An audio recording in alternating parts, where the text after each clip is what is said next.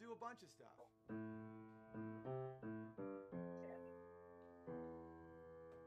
Okay.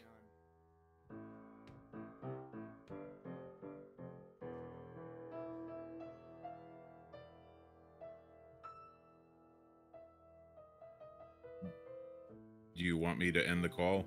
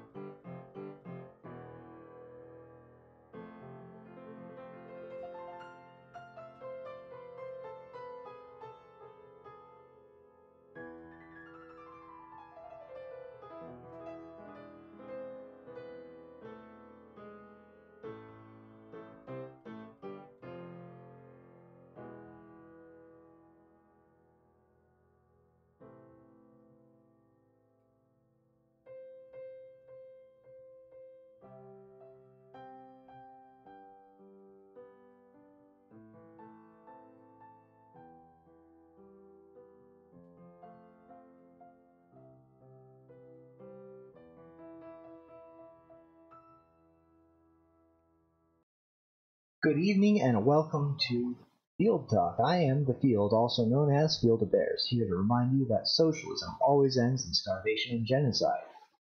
Now tonight I have a great guest on. His links to various following places are below. He is the purveyor of the inferior Ugly Mug and the slightly less inferior Red Line and Blue Line mugs available now. Links also in the description. He is also an avid hunter who, on his last trip, insisted on arming himself only with a pistol of the lowest caliber and range, and insisted that Nimmer also have one of those for some reason. I'm not sure. I am, of course, talking about the oldest Jew in the world, Steve Pinder. There you are. Welcome. Can you hear me? For some reason, I can't hear you. Welcome to the Ryan Fights with Technology There we show. go. No, I'm here. Can you hear me this is the now? Steve Fights with Technology show. That's it. Yes, I didn't hit the unmute. There we are. All right, welcome. He's got the mug, which is inferior to this one. Inferior, but loaded with booze. Well, I want to keep my wits about me when talking to someone as shifty as you. So I'm You better. Yes, welcome to Shifty Literary Tips with Pinder. So, okay, as you know, well, actually, no, I'm not sure how many people would know, but you are in fact an illustrator, right? Yes, illustrator and writer. Yes. Yeah, and you've got your own children's book out there on the market. I don't know if you want to show it off or not. Let me see. I'll put it up to the screen here.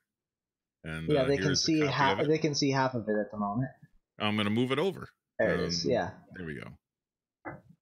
So yeah, I don't know how focused it is, but okay. Anyway, yeah, that's it. Yeah. So, as my audience knows by now, I am also an author who's had help from many fantastic bears who I just can't think enough, writing a story for children called Oso Grande Makes Everyone Happy. Mm-hmm. And for my own education and the education of everyone else, how would we go about finding an illustrator for this? Well, first off, It's really tough. It was tough for me because I'm a writer and illustrator. I'm really an illustrator first, but the characters that I had were from a cartoon strip I did for years up north. It was in a local paper, and then it was we did calendars and stuff like that with it. So basically, the story happened because of my daughter, and the story was based on what was going on in my daughter's life. But it was all around the illustration. The hard part about going to a publisher is they want the story. They have illustrators. They have a whole list of illustrators. That's the thing. They want to use their illustrators. So it was really, really difficult. Okay. So, what do I need to look for in a publisher for this kind of a story Well, then? first off, you have to figure out your demographic. Do you have a word count yet for your story? Uh, I I don't have a word count, but it's about 7 A4s long. Okay. And it took me about an hour to read, a little bit less because I was Okay. being So interrupted. we're talking about something for probably 10, 11, and older. So your word count will be over 1,000 words, correct? I think so. I Well, what I'm saying is most of your books, like Dr. Seuss, Curious George, uh, Arthur, things like that, they're all under 1,000 words, and it's tough to because you have to change your demographic. When it becomes more than that, you have less illustration and more words because publishers like to keep the books for the little kids to 40 pages and less. So it's really difficult once you get the word count up there. So your demographic has to change. And after listening to you talk and write and everything that you've been doing, over God knows how many months now, it doesn't sound like your demographic is for an 8 or 9 year old kid. It sounds like it's more for a teenager. Do you think so? I think. Well, it's either I that remember reading or it's things like something the this when I parent. was 8 or 9 years old. Well, that's So, because your IQ is probably that of Owens or higher. Okay, so but you have to understand too. A lot of the books that are written, my son wasn't able to read through an entire Dr. Seuss, like Green Eggs and Ham, my favorite story to read to him, and I read it to him until he was 6.5 to 7 years old, when he could start reading it on his own, and that's that's what I'm getting at.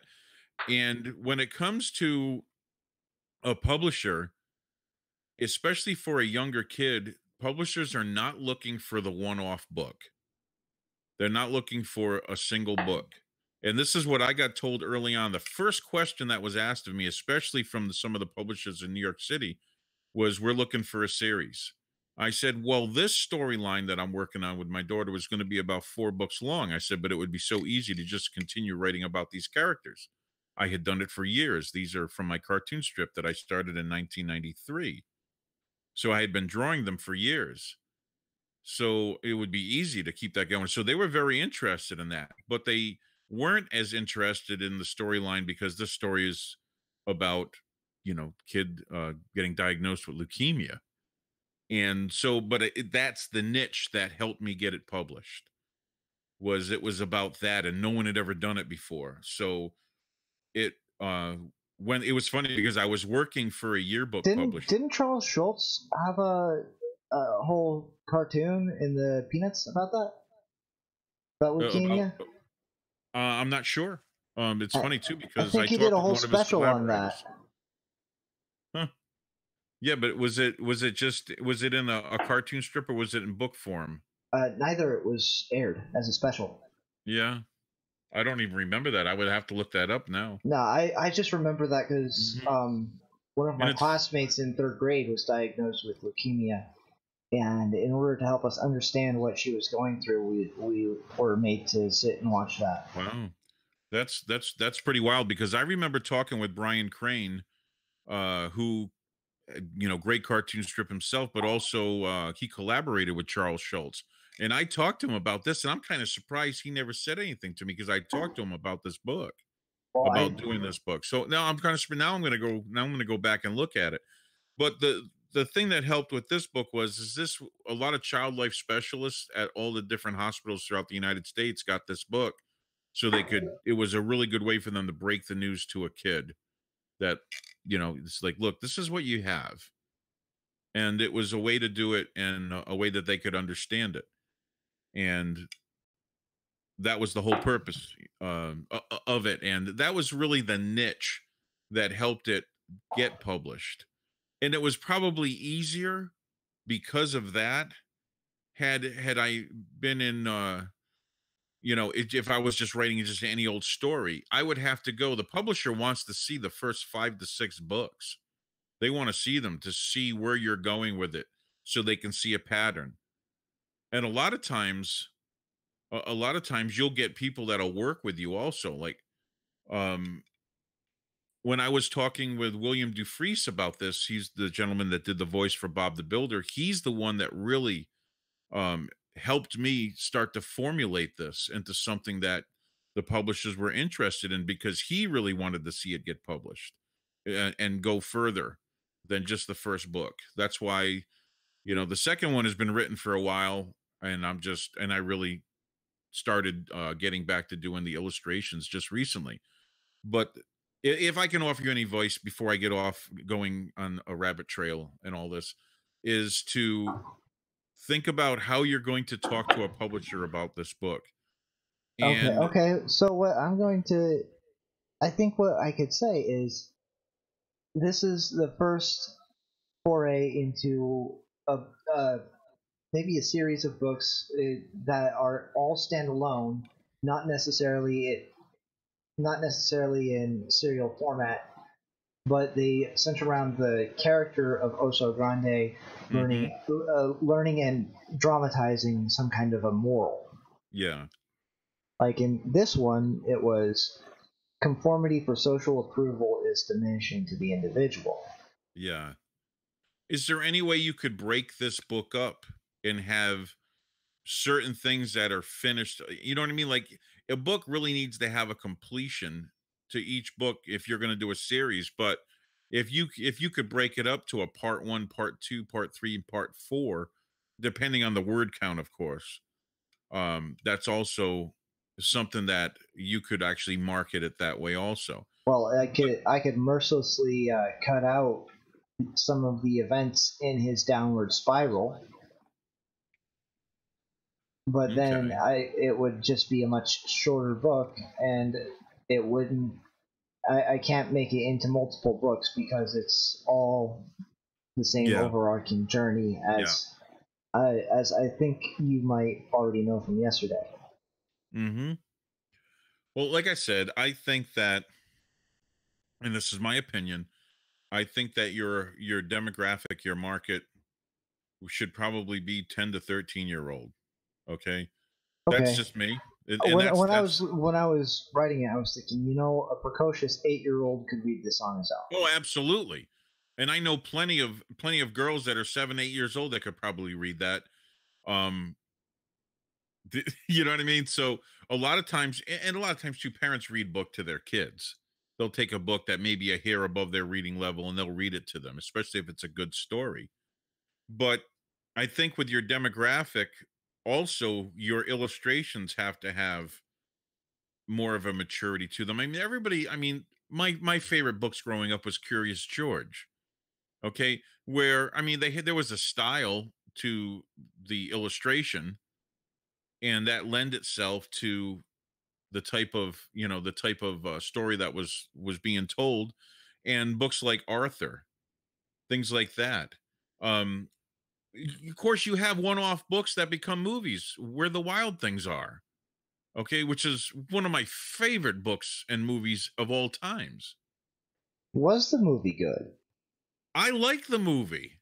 I thought I they never did. saw it. I expected them to ruin it, so I didn't No, want I to see mean, it. it wasn't exactly like the book. They had to go more in depth, like him traveling in the boat, to the island and all that, and you know what I mean, things like that. They had to go a little more in depth, and Yeah, I mean, that was one of the books that I learned to read on. So yeah, it's I mean, and the book was, and you look at that, and you go, oh my God, they took this book, which was about 1,000 word count, if that, and made a movie out of it. And the movie to me really depicted in a more mature way, because now a parent could watch it with their kids and the parent could be entertained by it, and their kids would be like, oh, so cool, you know.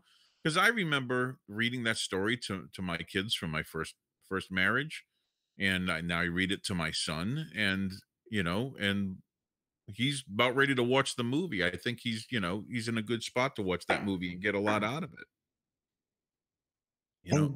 And that's why when we were writing this, I wanted to make it a real meaningful dramatization, and that's why I want to I want to make sure I get an illustrator who can depict the scenes with sufficient care to where the meaning isn't degraded by Okay. by an overly I'm gonna simplistic take off my illustration. attire here and get a little more serious. Yeah, Okay. Now that we've gotten past the joke. trying to read the chat. Like Space Battleship suggests that we set it in a space battleship, the sci-fi setting. Okay, there we go. We're never past the jokes here, man. Now you get to deal with the reflection off of the light up above on my forehead now. So Hey, here we you go. Let know, me it's we try to doing pretty okay for like 2 millennia. Yeah. So it would be easier just to take the words to a children's publisher than to have a whole completed book.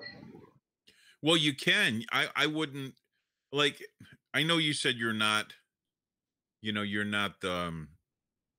You don't consider yourself to be of that illustrator quality or something. I'm not so sure. No, I'm not. I've never seen your art except for I see. Did you draw this bear, your icon? No, that's just Kiwi. Okay. Okay, what I'm saying is, I mean, you could do and storyboard it out just so they have um, something to base it on. But I wouldn't. And this is just me. And like I'm going by what William Dufries told me, and we're talking about a guy that's what I mean.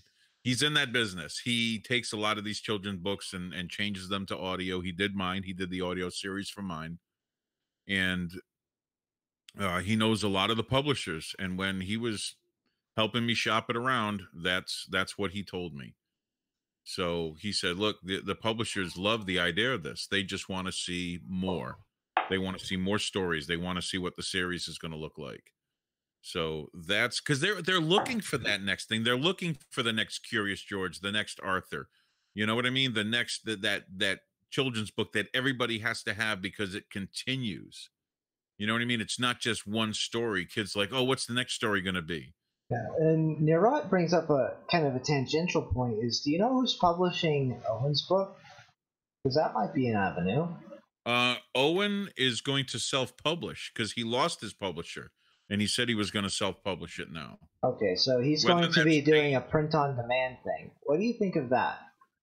that's a good way to do it, and there's a lot of companies that do that.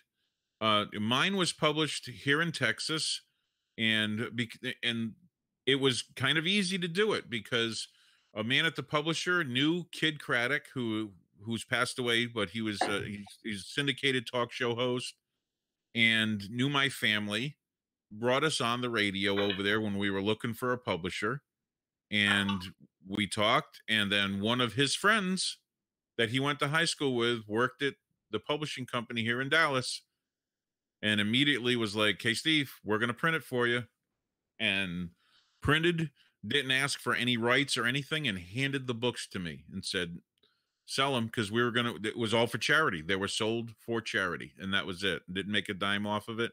It it raised over $10,000 for the charity that my daughter wanted, and that's how we did it. Okay. Well, this is not a charity project. I understand.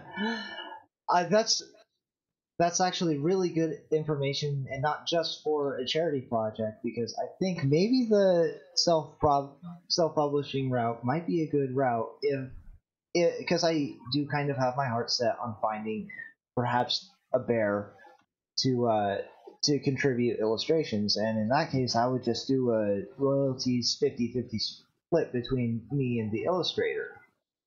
Yeah. That's usually oh, yeah, we you wouldn't really do a 50-50 split with an illustrator. I'm just saying.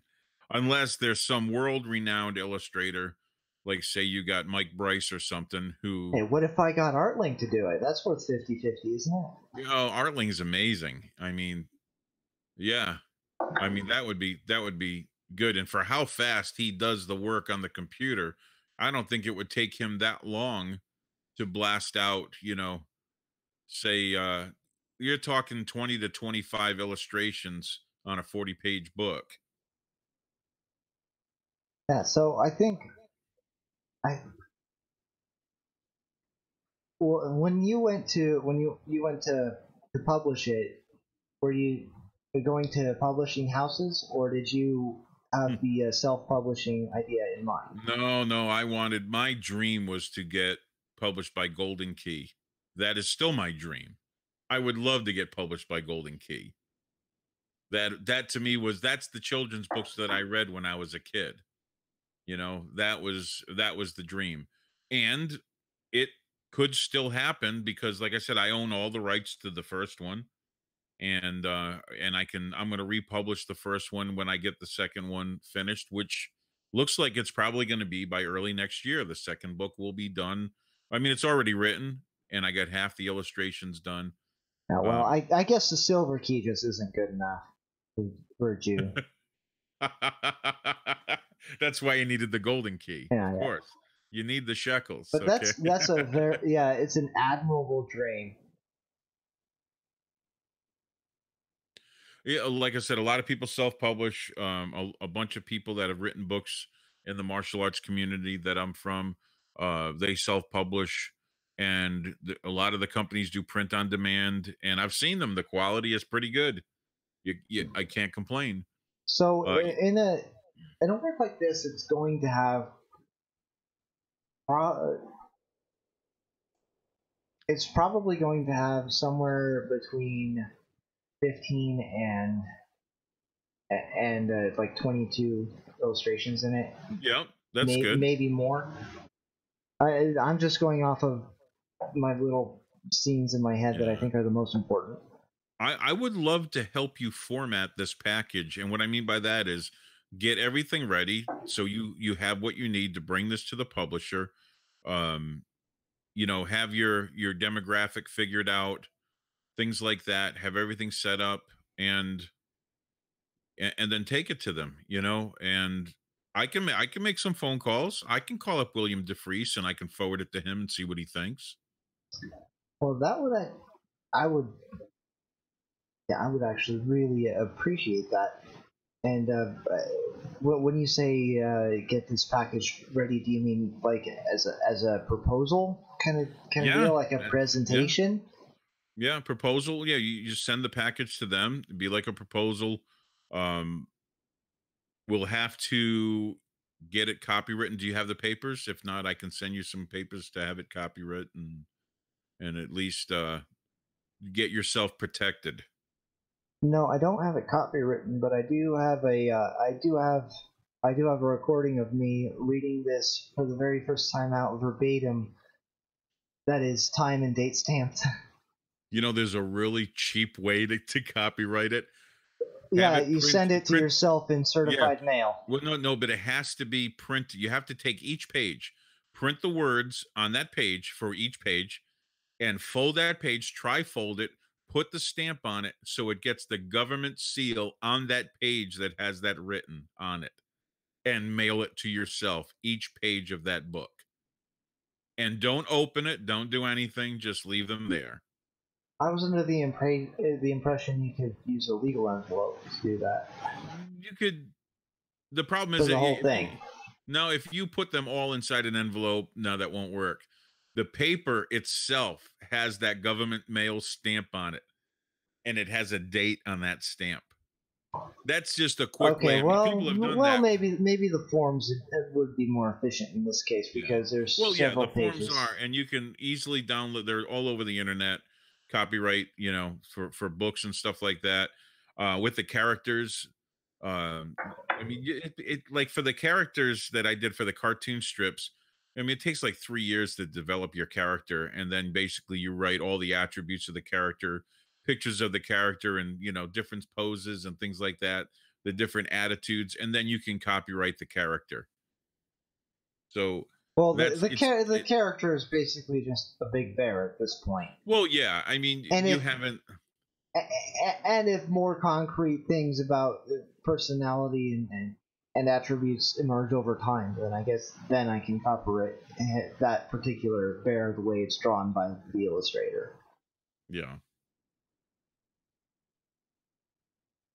So I'm not terribly worried about trying to copyright Oso Grande himself as an image.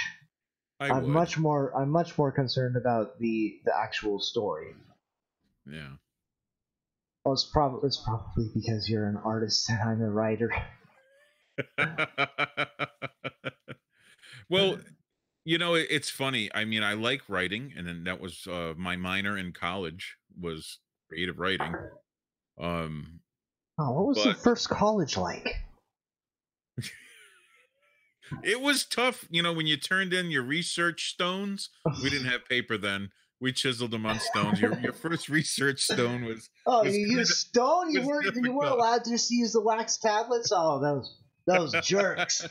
Well, if we were, but it was tough at first, and then when they found out I was Jewish, I moved on to leathers and stuff like that, like deer skins, which is most of the Torahs are printed on. So yeah, once because I had shekels, I was able to buy something better than stone. So Actually, Space Battleship, that would be a great idea. You should definitely do it. Are you keeping an eye on the chat too? yeah, I'm watching it. Yeah, Yeah, okay, good. That might have sounded really weird if you weren't paying attention. yeah.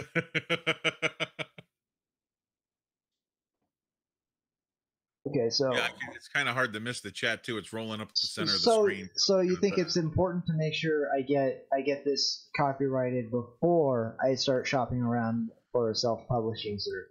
Well, I would protect yourself, and I'm gonna share a little story with you. When I was doing the cartoon strip, and this was back in oh, I would say I sent this in probably 96. There was 1796 or yeah, yeah, 1896? yeah. Well, this was computers were invented, so it was 1996, and there was a gentleman that and well, I'll be nice and I won't mention names, but there's a gentleman that was doing cartoon strip reviews. So I sent him my cartoon strip, and he gives me this pile of hoobah. He's like, "Oh, you know, Sherman's Lagoon already has a shark character in it. Yours is not very original, and this and that." And I'm like, "Really? We have lots of cartoons with humans in it. Can only one person do one of those? So you're saying that mine, because it's has a shark in it, isn't very original?" And he's like, "Yeah." He goes, "I would start all over again and try something different." Well, this guy was involved in a Hollywood project a few years later called Shark Tales. And it was about a shark who didn't want to be a shark anymore. And that was the basis of my cartoon strip, was there was a shark mafia. No And way. and this shark didn't want to be a shark anymore. He That didn't want to be like other abomination sharks. of a Will Smith flick is your doing? People said I should have sued because the same guy that critiqued my cartoon In strip your was in the production of that. in your position, I'd just be glad that my name wasn't on it. Well, I mean, come on. My cartoon was called Rock Tales. That's the name of my cartoon strip. So he comes out with Shark Tales. He didn't write the script, but he was involved in that movie. And it was called Shark Tales, about a shark mafia and this younger shark who had an older uncle. My cartoon character had an uncle, and he didn't want to be, and the younger shark in my character in my cartoon didn't want to be involved in that anymore. Didn't want to be like those sharks. So yeah, it was kind of disheartening. Yeah. Yeah, so yeah, definitely got copyright that. Maybe did Lenny look like your shark as well? Yeah, yeah. Well, no, and he didn't sound like him too, which of course no one knew what my shark sounded like until William Dufresne did the voice of it in early 2003. I think he did the voice for it. But no, this was yeah, it really, really got me upset because a lot, like I said, a lot of my friends were like, Steve, sue him, just do it, you know. And I Well, wanted to, but would that abomination count as defamation? Maybe. Like, you would think, like you would think. don't just sue him for copyright infringement. It's like he also disparaged your work by stealing it and then making it worse. Okay, had I known about my Jewish roots then, I probably would have sued him.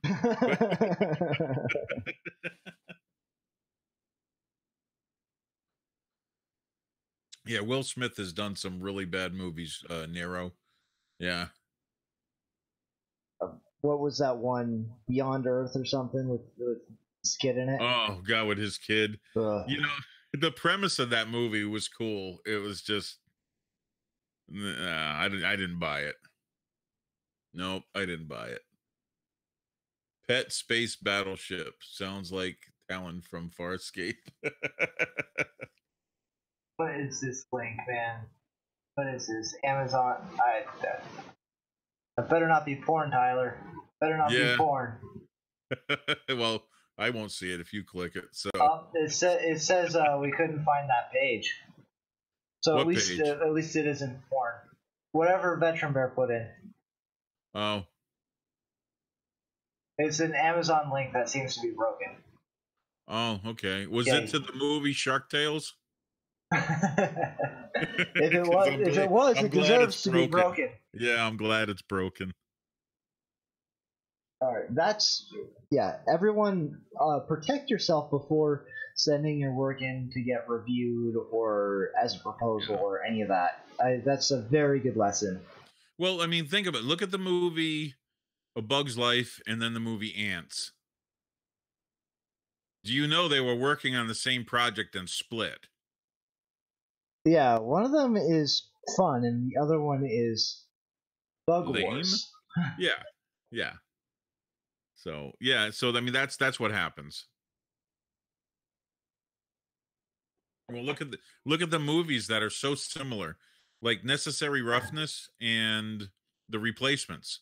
Virtually the same movie. One of them was in a college setting and the other one was in the pro setting. Of course, they weren't animated cartoons, but still, virtually the same movie. Hardware versus Deep Impact and Armageddon. I'm not sure about those. I've never seen either. Really? Don't forget, you've lived centuries. I've lived come on, Armageddon. a quarter of one. Jeez. Well, if that's the case, then I will literally see Armageddon, right? Because if I live that long, it's like I'm not going to stop now, right? It must be a curse. The world's oldest Jew. That is so funny because there's so many bears that are older than me. I still laugh at that. I know. That's a part of why I think it's so funny. Yeah. Yeah, that's funny. Yeah, like I said, it's for getting back to the book thing. Make sure you're protected before you start shopping this out to anybody. That's key. And the fact that I had my story in newspapers and stuff like that up north, and there were calendars that were printed, that really helped. So I already had that backing that was already published.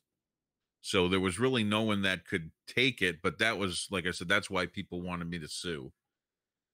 But what are you going to do? I didn't I didn't have the money to go after anybody like that. Well, they probably would have settled actually. Settled for what? I don't think the movie broke even. Yeah, I don't think It's they broke even. settled to not be exposed to having taken a really good idea and made it terrible. Yeah. Please don't tell everyone that not only did we steal your idea, we mangled it.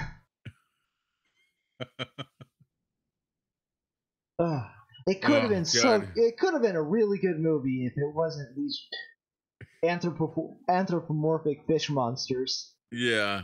So Space Battleship says, is there a market for erotic calendars featuring battleships in space? Probably there's a market for erotic anything anywhere. Look at that stern. I Hey, like big glamping there. sterns and I cannot lie.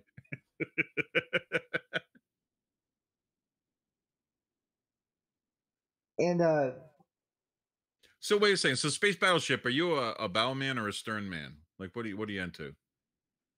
hmm, he's into starboard.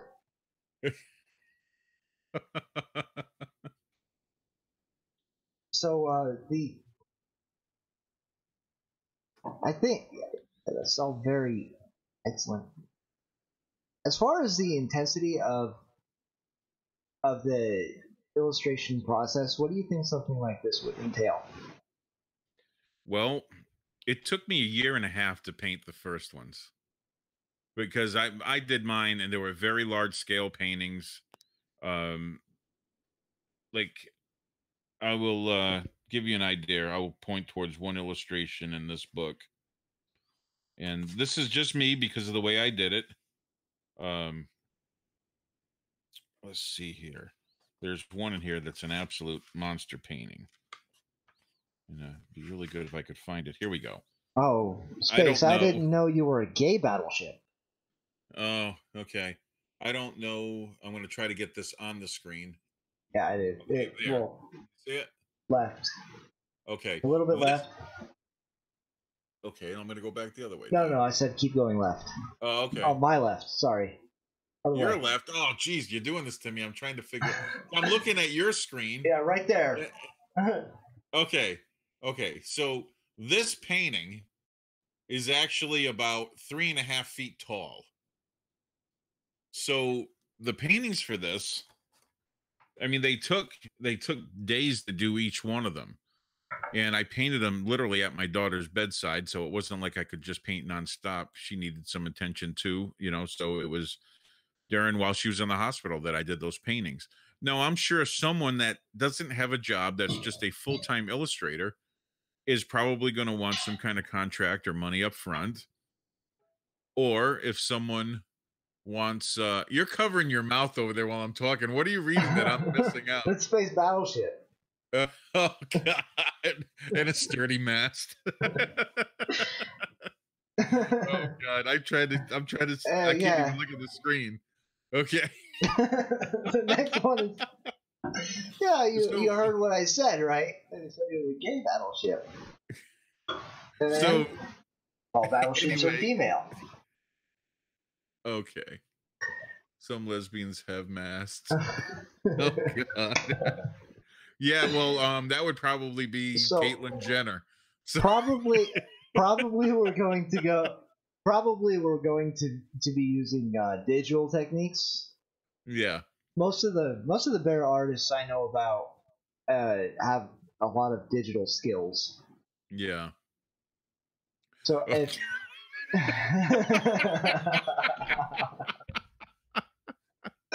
the king of squirrels isn't even here, and you guys are doing this. Oh my God, that's awesome. Anyway, yeah. So, and neither is Nimmer. Yeah, he said he was going to stop in. I wonder if he's lurking. Hold on a second. Let's see. Which one? Lurking. Let's see if Eric Nimmer's lurking. No, he's not lurking. No, he'd be giving me shit for my vest, even though he was wearing his undershirt during his stream and didn't put on proper clothes. I texted him too, and he said, "Oh yeah, I'll go check that out." And I'm like, "Yeah, right, yeah." He'll probably catch a replay later. Oh yeah, he's gonna give me some crap about what I was wearing earlier. He should. It's hilarious. Oh come on, I had to do that with all that's being said. The whole The whole gangster and shekels and everything else. That was too funny. I had to. Oh, were you there for the gangster conversation and the hangouts and how rappers are secretly homosexual? Oh well, that's the whole Baphomet thing. There's a lot of truth behind that, guys. There is a lot of The truth. only rapper I know anything about managed to take a hoe and with the magic of his baby making stick transform her into a housewife. And that's all I know about rap. See, there's a shameless plug right there. There we go. Shameless plug. Link in the description. There. If you want the superior mug, you're going to have to scroll down just a little bit. You'll also have to scroll down just a little bit to get the slightly less inferior mugs. They're less expensive too. Yeah, the red line and blue line mugs are less expensive. Yeah. Nero is against solar sails on space battleships. Just so you, Oh, okay. you know. That's kind of like cheating. Is that it? I guess it must be. And it definitely wouldn't take.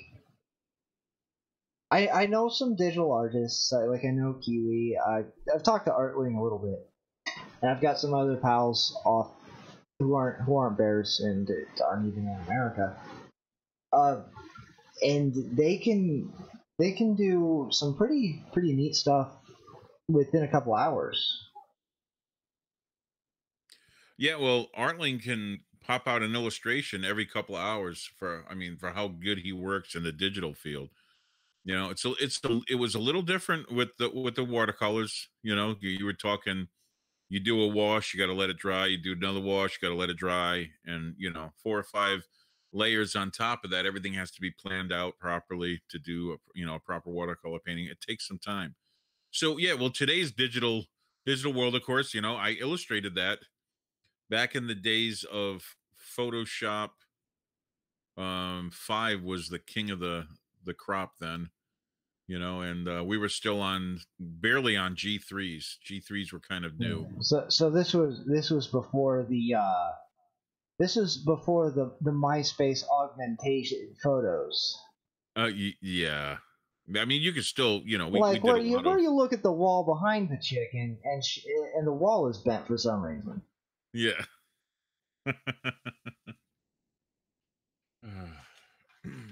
Yeah, it was funny because I got this whole thing today when we were at Party City because my newborn is turning a year old. I say newborn, it's been a year. He's turning a year old. Congratulations! He's old enough to get a name now. Yes. So he was according to the Jewish tradition. Yeah. So we were at the Party City getting stuff for his birthday party in a couple of weeks, and so I was walking by that and I saw that and I'm like, oh, I got that. I'm getting that. Yeah. And they were selling, there was like plastic grills that were all like gold teeth and everything. And I was looking at that going, yeah, maybe.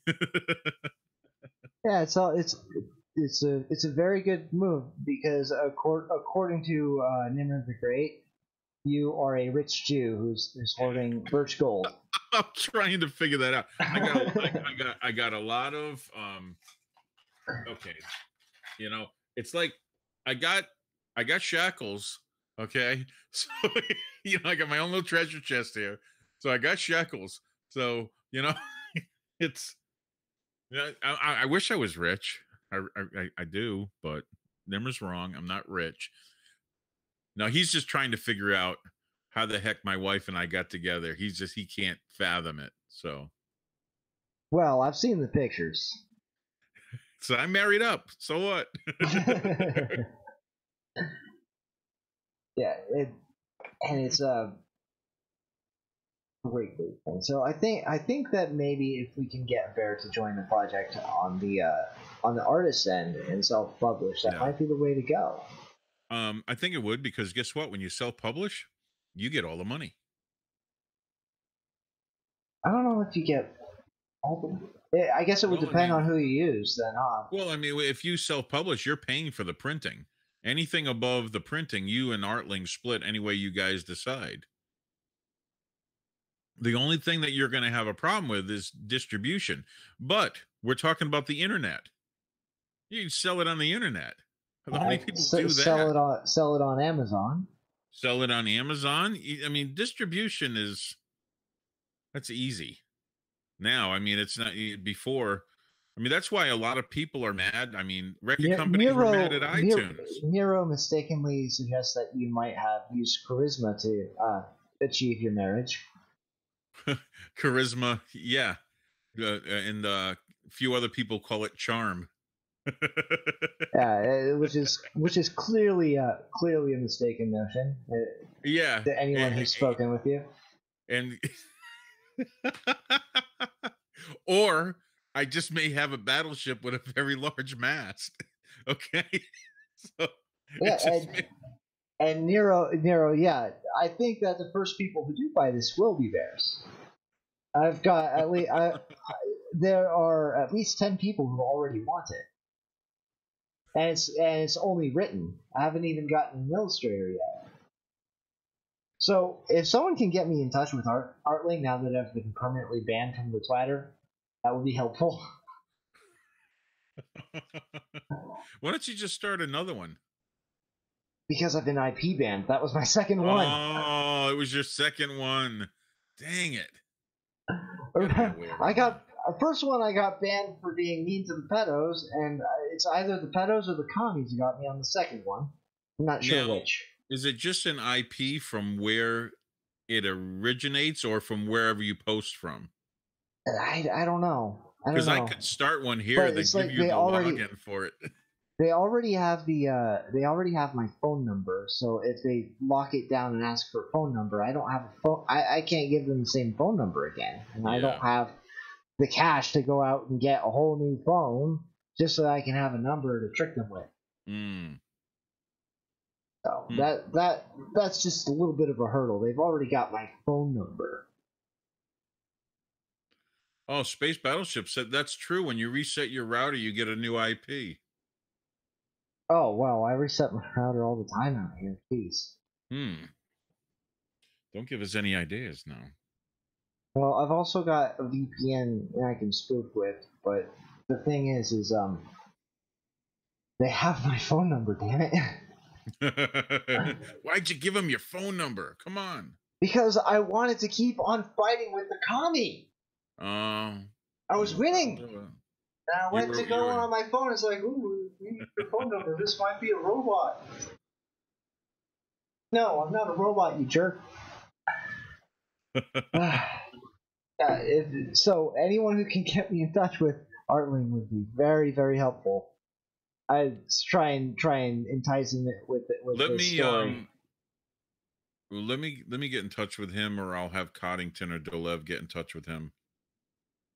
Yeah, I used to actually be kind of tight with Coddington before I got banned off the Twitter. He's apparently he's apparently just like a Twitter only kind of social media guy. Yeah, well, then they couldn't talk with Owen then. Why doesn't he walk away from Owen? What's up with that? I think he's got Owen's phone number. Oh, I'm sure he does. Yeah. But not a lot of people have my phone number because I'm slightly paranoid. I don't blame you. It's like after Danger Zone happened, I'm just a little bit like, no, not even bears. I miss Danger Zone. They were fun. Yeah, but they got kind of. Well, they got lame after a while, but they were fun at first. They got kind of evil for a second there too. Yeah, they're doing some pretty creepy stuff around Eric. So I kind of like Eric, even though we've only talked over Hangouts. Yeah, well, I consider Eric a good friend, so they I don't think I've earned that with him. So I won't blame it. What are they gonna do? I mean, Eric take care of himself just fine, but no, I'm not cool with that kind of stuff. Yeah.